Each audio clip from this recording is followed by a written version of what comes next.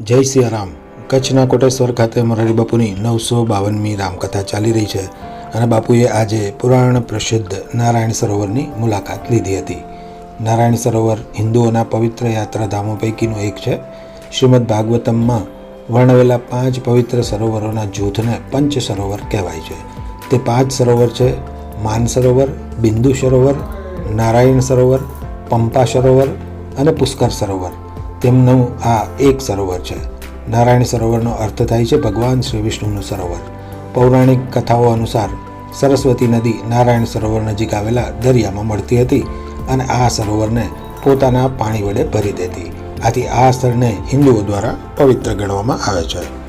આ સ્થળે વૈષ્ણવ સંપ્રદાયના શ્રી ત્રિકમજી, લક્ષ્મીનારાયણ, ગોવર્ધનનાથજી, દ્વારકાનાથ, આદિનારાયણ, રણછોડરાયજી અને લક્ષ્મીજીના મંદિરો આવેલા છે.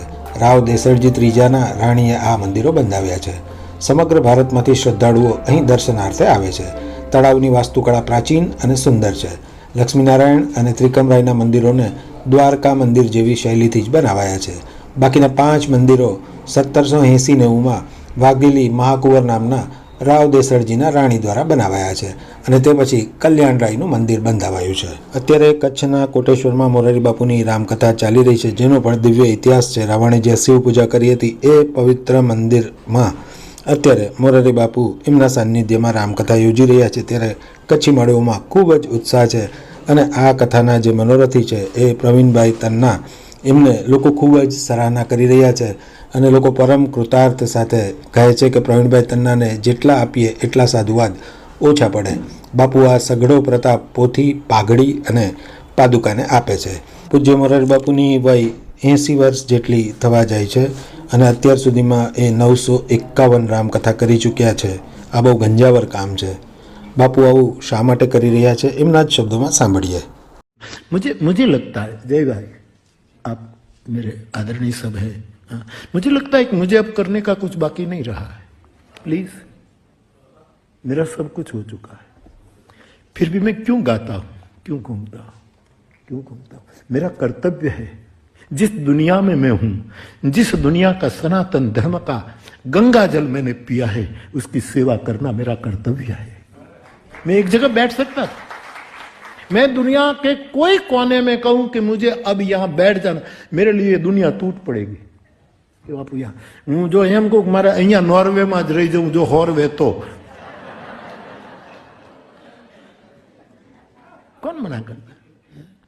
कोई भी एक कमरा दे देता, बैठ जाते हैं. क्यों दौड़े, क्यों घूमे? नहीं, दीन और दुनिया को साथ जोड़ो.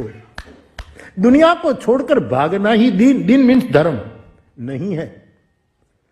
दीन के द्वारा, धर्म के द्वारा इस दुनिया के हमारे भाग में आई सेवा प्रामाणिकता से करना ही दीन और दुनिया का ऐक्य है. પૂજ્ય બાપુ 65 વર્ષથી રામ નામની આલેખ જગાવી રહ્યા છે અને 35 રામકથા તો એમણે કચ્છમાં કરી છે. દેશ વિદેશમાં કોઈ સ્થળ એવું બાકી નથી કે જ્યાં મોરારી બાપુની રામકથા ના થઈ હોય. રામકથાના કારણે એકથી બીજા સ્થળે જોજનોનો પ્રવાસ બાપુ કરતા રહે છે. ત્યારે એમના સ્વાસ્થ્ય વિશે કેટલું ધ્યાન રાખે છે એમના જ શબ્દોમાં સાંભળીએ. आवाज की रक्षा के लिए वैदों ने जो बताया, इन सब से मैं विरुद्ध में हूं. जीता तेल वाળું ન ખાવ, ભયંકર તેલ વાળું ખાવ. તીખું ન ખાવ, મારા જેટલું કોઈ તીખું ખાઈ ન શકે. ગરમ ગરમ ચાય એટલું કોઈ પીવે નહીં. બધા જ આ ઉલટ છે. ઉલટ તપાસ નથી, આ ઉલટ એવું. પણ એ તો પ્રભુની કૃપા, એટલે આવું કરતા નહીં કોઈ. જો હું કોઈ એક્સરસાઇઝ નથી કરતો, સવારમાં હું 2 જણ કશું नहीं, कोई नथिंग, नहीं वॉक, नहीं रन, कुछ नहीं. सब एक्सरसाइज 4 घंटे में मेरी पूरी हो जाती है यहाँ. सब कुछ पूरा करना चाहिए. आप करिएगा जरूर. हाफ पेंट पहरीने दौड़ो તમે. કેવા સરસ લાગો છો. करना चाहिए. मैं तो विनोद कर रहा हूँ, छोड़ना करना चाहिए. ये तो एक मेरे तो एक स्वाभाविक हो गया, तो फिर क्या करूँ. બાપુ કલા અને સાહિત્ય સંગીતને પણ ખૂબ જ પ્રોત્સાહન આપે છે. જુઓ, જાણીતા ગાયક ઓસ્માન મીરના પુત્ર આમિર મીર બાપુની સમક્ષ સુરાવલી છેડી રહ્યા છે. લાગે ના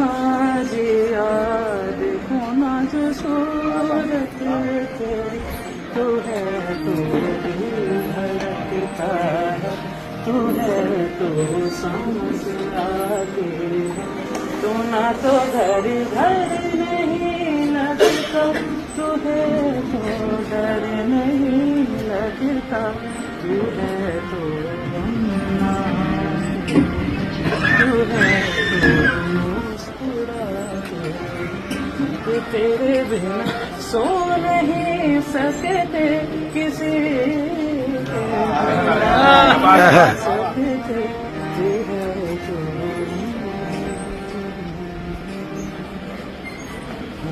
મને શોધ્યા કર પણ હું તને પામ્યા કર, તું લઈને આવે લાગી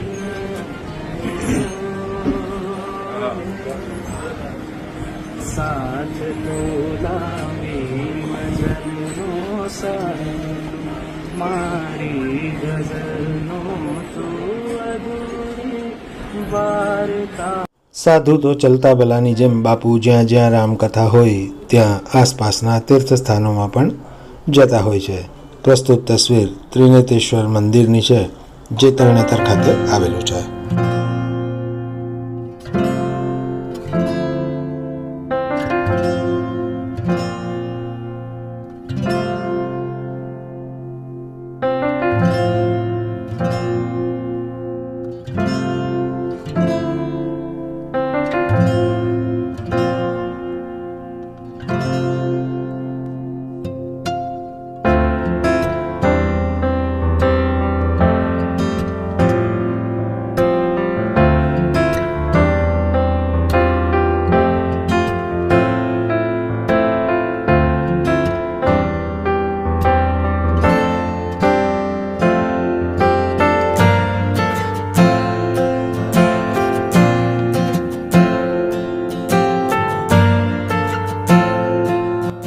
કચ્છમાં મોરારી બાપુની રામકથાના કારણે મોરારી બાપુ પોતાના ભાવિકોને, જેમને ફ્લાવર્સ કહે છે, એમનામાં ખૂબ જ આનંદની લાગણી છે.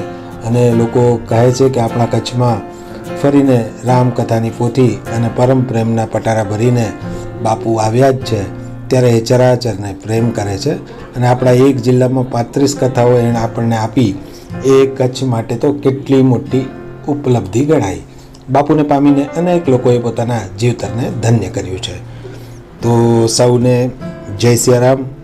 આ પ્રકારના વિડીયોઝ જો આપને પસંદ હોય તો જરૂરથી આ ચેનલને સબસ્ક્રાઈબ કરી શકો છો અને ભાવિકોમાં શેર અને લાઈક પણ કરી શકો છો.